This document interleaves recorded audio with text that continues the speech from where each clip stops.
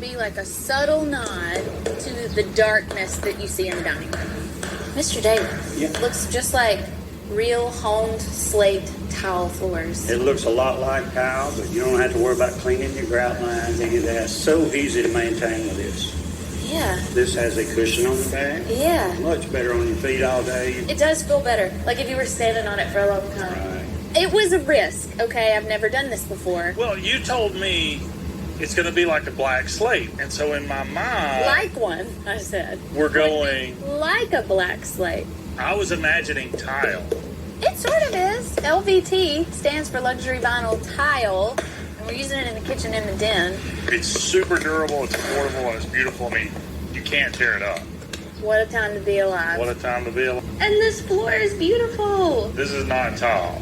You think it's slate, but it's not. This is vinyl. That is a That's vinyl vinyl? tile. No way. Wait, what? Such a statement.